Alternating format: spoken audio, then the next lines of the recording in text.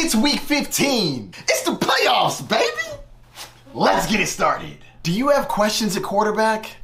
Don't worry, I got you. Matthew Stafford, 3 weeks in a row. He has 23 or more fantasy points, and he's gone against some tough competition. The Browns, the Ravens, and now he gets the Commanders. Light work, fire up Matthew Stafford. I can't believe I'm saying this, but Joe Flacco. If you are desperate upon desperate at the quarterback position, I think Joe Flacco could be a solid start. He had 3 touchdowns last week. Now he goes up against the Bears. I'm slightly concerned that the Bears won't be able to keep up. But if you're desperate, I think Joe Flacco might be okay. Then we have Jake Browning. Back-to-back games with 25 or more fantasy points. He has really talented offensive pieces. I think he could be a solid start. Are you weak at wide receiver?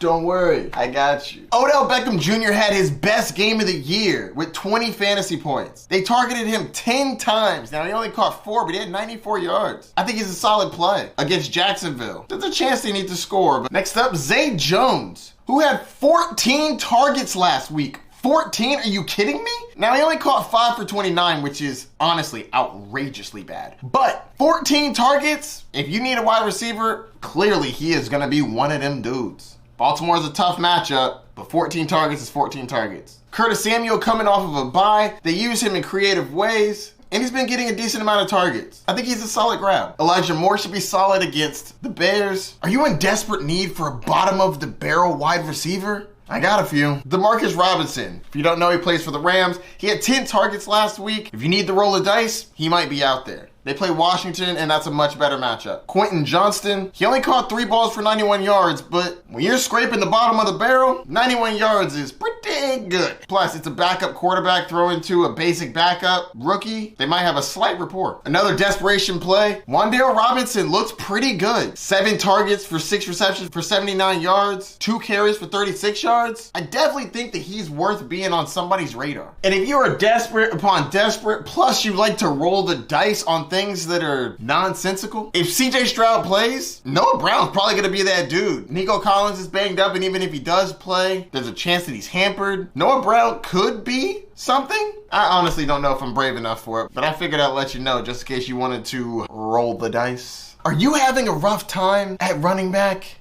Don't worry, I got you. Ty Chandler. Alexander Madison left the game with an ankle injury. I don't know if that's a high ankle sprain or not, but if he's going to miss this game, Ty Chandler's going to be the dude. Going against the Bengals. Bengals aren't a scary matchup. I think you can fire him up. Next up, Jerick McKinnon. Coming off of an injury, he still got involved. I love the 3 receptions, but he also got himself a touchdown. I think both him and Clyde Edwards-Helaire are solid grabs. Clyde Edwards-Helaire had more carries, but wasn't able to fall into the end zone. Donta Foreman is clearly the lead running back in this backfield. What that means is not a lot, but he is the lead dog. Going up against Cleveland makes me nervous. I also don't like the Chicago Bears in general, but he is a decent running back, and I think if you're in a pinch, you can start him. Chase Brown looks like he's getting more involved. I think that he could be a solid grab. Don't think that he's going to be a consistent play, but back-to-back games with 8 or more carries, and it looks like they're getting him involved in the passing game. I think he is a solid flyer. Bottom of the basement running backs, Zamir White. Josh Jacobs suffered a quad injury in last week's matchup going up against the Vikings. I think Zamir White would get a bump up in his role. This is a desperation play. Are you having a tough time at tight end?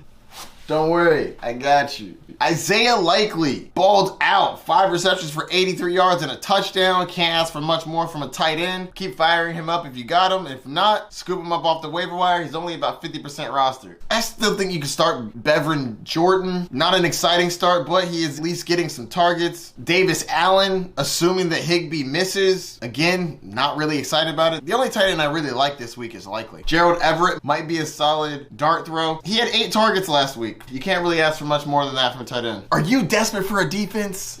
Don't worry, I got you. The New Orleans Saints, the best last week. Yes, I did have them on my love list. Hopefully you started them, and if you did, keep them on your roster. They got another great matchup going against the New York Giants, who was okay last night, but you can't play the Carolina Panthers every week. Fortunately, somebody else has to. The Atlanta Falcons go up against the Carolina Panthers. The Panthers sucks. start your Atlanta Falcons. This is a roll of the dice. The Las Vegas Raiders, they're going up against the Chargers, and the Chargers aren't going to have their starting quarterback, which means they're probably going to have a tough time with their offense. Raiders just kept the Vikings to 3 points. I'm not saying that happens in this matchup, but I definitely think you can probably get some sacks. This is week 15. It's the playoffs, baby. So you're not just getting players that are going to help your roster. You're also looking out for players that would help your opponent's roster. Let me break it down. If your opponent has Justin Herbert, and Herbert has been ruled out for this week, know that your opponent is going to need a quarterback. Go grab up some available quarterbacks and leave them with scraps. Same thing goes for running backs with Josh Jacobs out, or wide receiver, tight end. Whatever position your opponent needs, if you got an open spot, snag them up. Make it difficult for them. Trust me, if they know what they're doing, they'll be doing the same to you. To anybody out there that has a bye week this week, don't just relax. Look ahead to next week and see who has the best matchups. Get the best defenses. Look ahead. Don't get lazy. This bye week is something you earned, but use it to prepare. Be ready for next week's matchup. Don't let it catch you off guard. The people without a bye that are playing this week are only concerned with this week most of the time. You need to be concerned with next week. Stay on your toes. You got this. And stay tuned for the rest of my episodes dropping this week. There's plenty more where this came from.